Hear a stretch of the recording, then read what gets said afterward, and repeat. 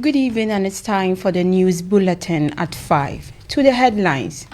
President Akufo-Addo holds a crunch meeting with the majority caucus over the suspected leadership tensions.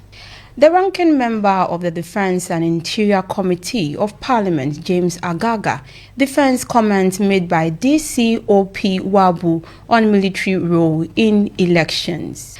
And on the international front, police in India have fired tear gas on protesting farmers who have resumed their march on capital Delhi after 4 rounds of talks, with the federal government failed to end the deadlock. My name is Nana Ama Nyameke Baini. Now the news in detail. The majority caucus in Parliament has unequivocally refuted speculations regarding potential changes to its leadership, asserting its commitment to maintaining stability and unity within its ranks. Joseph Osei Owusu, the first Deputy Speaker of Parliament and Member of Parliament for Bekwai, popularly known as Joe Wise, addressed concerns surrounding purported shift in leadership, categorically denying any such alterations. He affirmed that the publications that are going around are false, and the majority caucus has not made any changes to its leadership. He also added that the majority caucus has not contemplated making any changes to its leadership. Mr. Osei Owusu emphasized the caucus' exclusive authority to make decisions regarding its leadership, dismissing external attempt to influence the process. Let's take a listen. Through you to the world, that the publications that are going wrong is not true, it's false, that the caucus, the majority caucus, has not made any changes in its leadership. The majority caucus has not contemplated making any changes to its leadership, and that we tell the whole world, Ghana, to ignore any such publications. And I want to assure you that we have confidence in the leadership as they are, and the status quo shall remain. We are aware that upon the nomination of one of the deputy whips as a minister, a replacement will be made. That replacement will be made by the caucus when we have had the opportunity and the time to consider the appropriate replacement. This is all the information we want to share with you, and to, through you, tell the world that the leadership of the majority caucus has not changed. We have not contemplated any change, and we do have no intention to effect any changes in the leadership. Meanwhile, President Akufo-Addo has summoned the new Patriotic Party members of Parliament to a meeting earlier today at the Jubilee House. The meeting was aimed at resolving the growing tension among the caucus over the proposed reshuffle of the front bench in Parliament. Reports indicate that the caucus is divided, with a faction holding the view that it is time for a change in leadership, while others, led by First Deputy Speaker Joseph Osei Owusu, argued that the current leadership should be maintained. Their argument is believed to stem from the fact that Majority Leader Osei Mensa Bonsu will not return to Parliament in 2024. Hence, his deputy, Alexander Afenyomakin, should step into his shoes to facilitate a smoother transition in the next government. Meanwhile, in an interview on February 20, party stalwart Peter McMenu confirmed that a faction of the majority MPs was pushing for a change in the leadership. However, he said although it was on the agenda of the National Executive Council, the discussion was skipped. Away from that, the average unemployment rate in Ghana for the first 3 quarters of 2023 was estimated at 14.7%, with the rate among females consistently higher than males. The Ghana Labour Statistics have revealed. According to the Ghana Statistical Service, the sharp increase in an unemployment rate of females between the fourth quarter of 2022 and the first quarter of 2023, as culminated in a wider unemployment gender gap in 2023 compared to 2024. The difference in the unemployment rate between urban and rural areas also widened successfully for the first 3 quarters of 2023. In the second and third quarters of 2023, the urban unemployment rate, it is said, was almost twice compared of rural areas. About 440,000 persons joined the labor force between 2023 quarter 1 and 2023 quarter 3, of which more than 60% were employed during that period. Across all quarters, 4 regions, Eastern, Bono East, Oti, and Upper West, recorded unemployment rate lower than the national rate. Conversely, Greater Accra and Ashanti regions consistently recorded unemployment rate higher than the national average during the same period.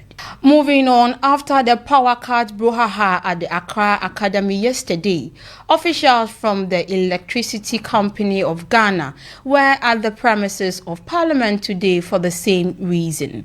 Their mission was to disconnect the Legislative House for the national power grid due to the outstanding debt amounting to 23 million Ghana cedis. The company has been engaged in an aggressive revenue mobilization drive for the past year. The officials were spotted on the premises and around some key power transformers that supply electricity to the house. Barring any intervention, Parliament may be without power to conduct businesses. The house is the latest to be affected after Accra Academy Senior High School was plunged into darkness over 480,000 Ghana cedis arrears. On that same issue, the managing director of the Electricity Company of Ghana, Samuel Dubik Mahama, has highlighted a growing debt burden from customers, providing further insight in the disconnection of Accra Academy and other senior high schools from the national electricity grid. According to Mr. Mahama, this action is a component of a broader nationwide initiative aimed at recovering debt owed to the company. He emphasized in an interview the imperative of prompt measures to address and recover these outstanding amount. According to him, currently the school's bills is pushing towards almost 45 million Ghana cedis in arrears and 2.5 billion Ghana cedis debt across the nation. Meanwhile, Mr. Dubik Mahama also apologized for any inconvenience caused in the wake of the disconnection and clarified that the disconnection at Accra Academy was not the primary objective of the company. The ECG disclosed on Tuesday, February 21, that Accra Academy Senior High School was disconnected from the power grid due to an outstanding debt of 400,000 Ghana cedis. The National Association of Graduate Teachers, NAGRAT, is advocating for the Education Minister to be summoned before Parliament to address the recent power outages experienced in some schools across the country. This demand comes after Accra Academy was disconnected from the national power grid due to arrears totaling around 480,000 Ghana cedis owed to the Electricity Company of Ghana. Speaking with the media today, the NAGRAT Vice President indicated that Accra Academy was not only the school affected.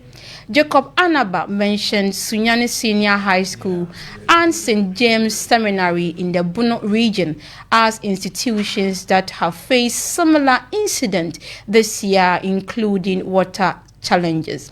He believes that Parliament's intervention could lead to the improvement in teaching and learning conditions in second cycle institutions. Away from that, participants at an agriculture conference dubbed the Revival Project have emphasized regenerative agriculture, or what we call fallow period, as the best practice for eco-sustainability and climate adaptability. Regenerative agriculture helps the soil to regain its fertility over time, thus enhancing bumper yield. Put together by Pannonia, Germany, Outside Media, Tanzania, Learning Lab, Croatia, Kua Zone Apes, Kenya, and the University of Education, Winneba. The project is designed to establish a dynamic educational program focusing on regenerative agriculture and eco-sustainability. It brings together 6 organizations from Europe and sub-Saharan Africa to create a vocational curriculum tailored to the unique geographic and climate conditions of these regions. It was on the theme Bridging Europe and Sub-Saharan Africa through Regenerative Agriculture Education. Dr. Richard Ajay is the co-coordinator of the Revival Project and shares more insight with Radio Windy Bay at the program today held at the Students Center Seminar Room 3. Let's take a listen. The Revival Project is a project that is seeking to develop an innovative vocational curriculum for regenerative agriculture.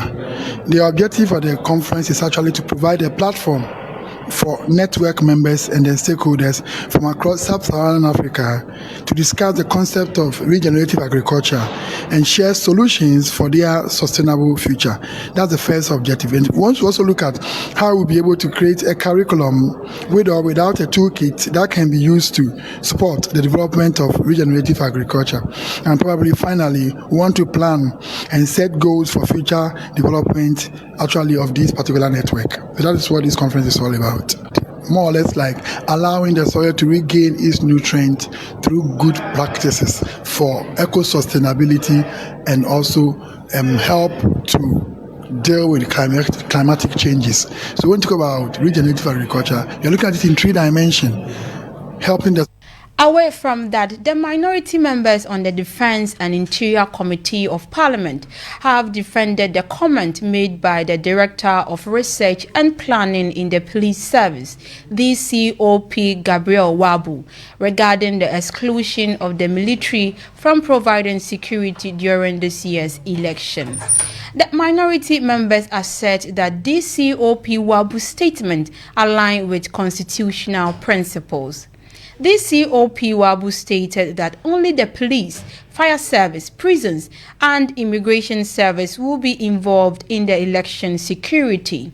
In response to DCOP Wabu's comment, the police service issued a statement disassociating itself from the remarks, considering them unfounded and not reflective of the service's position.